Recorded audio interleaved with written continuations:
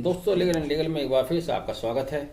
आज हम चर्चा करेंगे निगोशिएबल इंस्ट्रूमेंट एक्ट सेक्शन 138 और उसमें भी एक खास पहलू पर कि अगर आपने सिक्योरिटी में कोई चेक दिया गया है, क्या उसको पेमेंट के लिए प्रेजेंट किया जा सकता है, और अगर प्रेजेंट करने पर वो चेक अनादृत हो जाता है, बाउंस हो जाता है, तब क्या 138 अट्रैक्ट होती है या नहीं।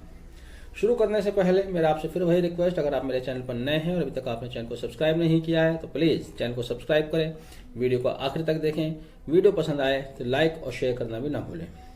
दोस्तों, आमतौर से देखा यह गया है कि जब आप अपनी लायबिलिटी के अगेंस्ट को चेक इशू करते हैं, जिस डेट का आपने चेक दिया गया है उस डेट पर आपके अकाउंट में बैलेंस होना चाहिए। अगर उस डेट पर आपके अकाउंट में बैलेंस नहीं है, चेक प्रेजेंट कर दिया जाता है, चेक बाउंस हो जाता है, जिसको चेक का डिसऑनर होना कहते हैं, चेक का अनादृत होना कहते हैं, तब ये 138 ऑफ निगोशिएबल इंस्ट्रूमेंट एक्ट 1881 के अंतर्गत ऑफेंस माना जाता है, जिसके लिए ड्रावर के ऊपर कंप्लेंट फाइल की जा सकती है और मजिस्ट्रेट उसको समन कर सकता है। यहाँ पर जब ये केस चलता है, मजिस्ट्रेट के यहाँ चलता है, समरी ट्रायल है जैसे आप जानते ही हैं, तब कुछ डिफेंस होते हैं ड्राइवर के पास, जिनमें से एक डिफेंस उसका ये होता है, बहुत सी बार वो कहता है कि साहब ये चेक तो मैंने सिक्योरिटी के लिए दिया था और सिक्योरिटी के लिए दिया गया चेक 138 के अंतर्गत ऑफेंस क्रिएट नहीं करता। हाल ही में सुप्रीम कोर्ट ने एक लेटेस्ट जजमेंट दिया है, 28 अक्टूबर का ये जजमेंट है, जो कि श्रीपति सिंह बनाम स्टेट ऑफ झारखंड में दिया गया है। जस्टिस एएस बोपन्ना की बेंच ने जजमेंट दिया, जिसमें उन्होंने हाई कोर्ट द्वारा दिए गए एक ऑर्डर को रिवर्स किया है। अगर इस मुकदमे के बैकड्रॉप में जाएं, थोड़ा सा समझ लें, आपको फिर समझना आसान हो जाएगा।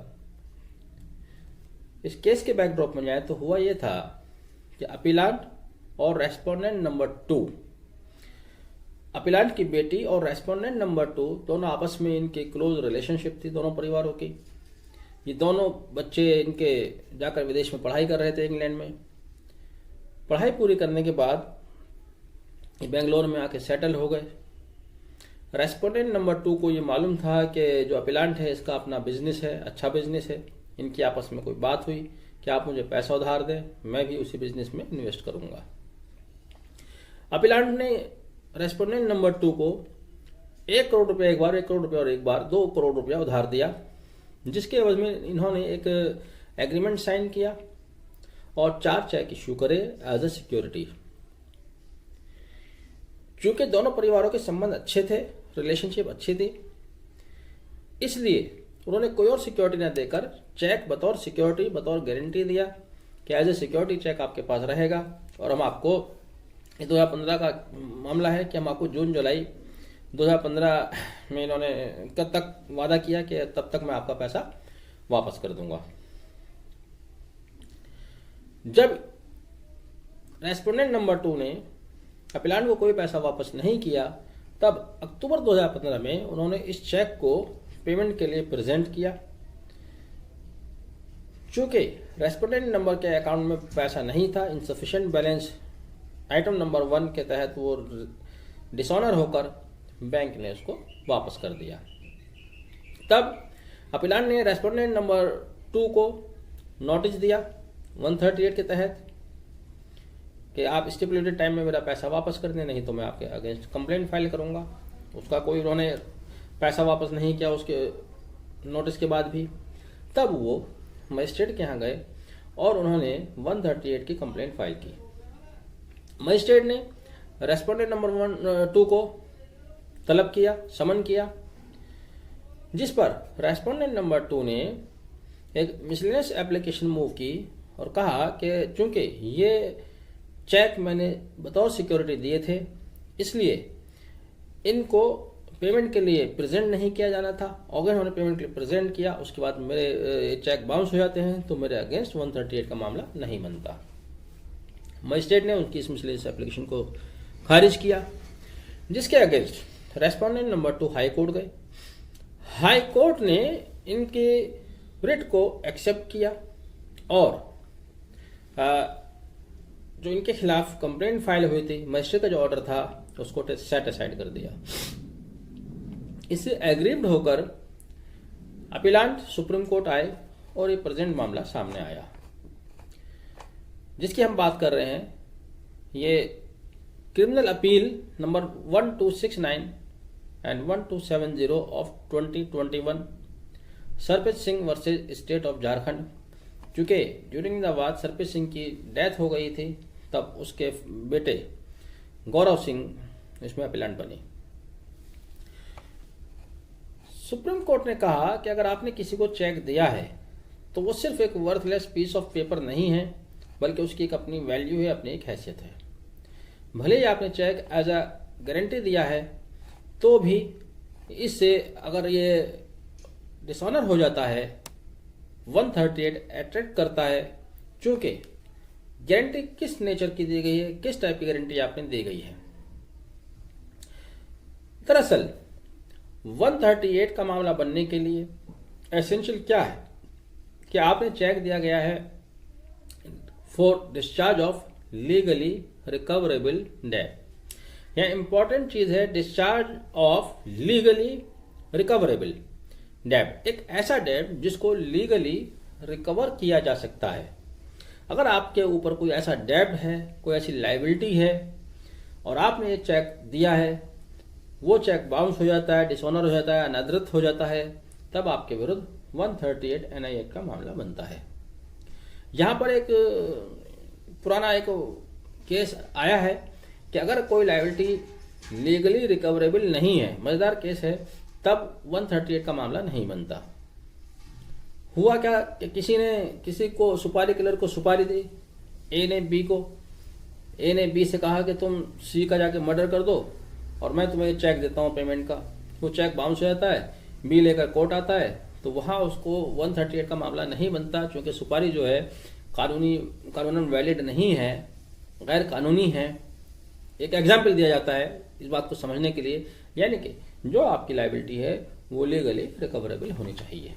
यहाँ सुप्रीम कोर्ट ने दोनों पार्टीज के बीच जो एग्रीमेंट था उसको परयूज किया और उसके एवज में जो चेक दिए गए, एग्रीमेंट नोटरी पर किया गया था। कहा कि क्योंकि आपने इनसे लोन लिया है और लोन आपका लीगल एक्टिविटीज के लिए था, लीगली रिकवरेबल था, इसलिए आपने जो सिक्योरिटी में चेक दिए गए हैं उनसे भी 138 अट्रैक्ट होता है। शर्त यह है कि जो आपने लोन लिया है वो लोन अभी आपने चुकता नहीं किया है या उसकी इंस्टॉलमेंट अभी उसकी डेट नहीं निकली है, वो एक्सपायर नहीं हुआ है। यानी कि जिस लोन को आपकी बात चल रही है, अगर वो इंस्टॉलमेंट में है, वो इंस्टॉलमेंट आपके ऊपर ड्यू अभी नहीं हुई है, तब आप उस चेक को प्रेजेंट नहीं कर सकते। अगर आपने लोन लिया और लोन पे कर दिया, उसके बाद भी आप उस चेक को प्रेजेंट नहीं कर सकते, तब आप कह सकते हैं, फिर ले सकते हैं कि साहब ये सिक्योरिटी चेक है, इससे 138 अट्रैक्ट नहीं होता। इस तरह से सुप्रीम कोर्ट ने हाई कोर्ट द्वारा दिए गए निर्णय को सेट असाइड किया और इनकी स्पेशल लीव पिटीशन से जो ये मिसलिनियस अपील आई है, इसको एक्सेप्ट करते हुए कहा कि अगर चेक सिक्योरिटी में दिया गया है वह भी 138 को अट्रैक्ट करता है। अपने इसी जजमेंट को देते हुए बहुत से लीडिंग केस का भी सुप्रीम कोर्ट ने जिक्र किया, जिसमें से Sampalli Satyanarayana Rao versus Indian renewable energy का एक केस था, messrs Woom laboratory private limited versus Vijay Ahuja and another का एक केस जो कि हाईकोर्ट ने भी कोर्ट किया। एक केस में जिसको हाईकोर्ट ने कोर्ट किया है Sudhir Kumar Bhalla versus Jagdish Chand and others, उसमें कहानी कुछ और थी।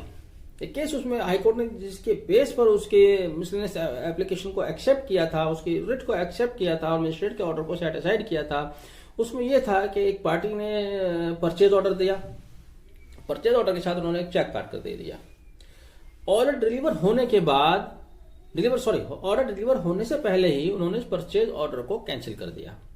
जब परचेज ऑर्डर कैंसिल कर दिया तो गुड्स की सप्लाई नहीं हुई, और जब गुड्स की सप्लाई नहीं हुई तो उनके ऊपर लायबिलिटी कहां से अराइज हो गई।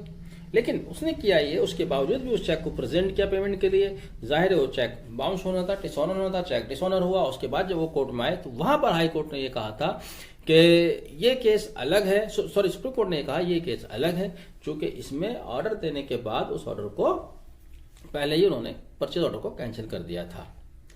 बहरहाल इस जजमेंट के बाद ये स्पष्ट हो गया है कि अगर आप ये कहते हैं कि साहब सिक्योरिटी चेक है और सिक्योरिटी चेक के बाउंस होने पर 138 एनआई एक्ट के तहत मामला नहीं बनता, तो ये कहना गलत होगा। हालांकि सुप्रीम कोर्ट ने यहाँ भी रेस्पोंडेंट के लिए थोड़ी सी लीनियंसी दिखाई है। उन्होंने कहा है कि आप इस प्ली को ट्रायल में ले सकते हैं, इसका बेनिफिट ट्रायल में ले सकते हैं। ऐसा नहीं है कि उसको सिरे से नकार दिया है कि आप उसका कोई बेनिफिट नहीं ले सकते हैं या आप उसको आर्गू नहीं कर सकते हैं। सुप्रीम कोर्ट ने यहाँ भी उसको इतनी राहत जरूर दी है कि जो आपने जिस बेस पर आपने मिसलेनियस एप्लीकेशन फाइल की थी कि आपके विरुद्ध ये केस नहीं बनता, वो गलत है। आपके विरुद्ध केस तो बनता है, लेकिन जो बात आप यहाँ कह रहे हैं उस बात को आप ट्रायल में कह सकते हैं। बहरहाल उम्मीद करता हूँ कि आपको ये वीडियो पसंद आया होगा, दी गई जानकारी से आपको कुछ बेनिफिट होगा। अगर वीडियो आपको पसंद आई है तो प्लीज़ मेरा आपसे एक बार फिर रिक्वेस्ट है कि वीडियो को लाइक शेयर ज़रूर कीजिएगा। चैनल को अगर सब्सक्राइब नहीं किया तो सब्सक्राइब भी कीजिएगा। वीडियो को आखिर तक देखने के लिए बहुत बहुत धन्यवाद। Thank you. Have a nice day.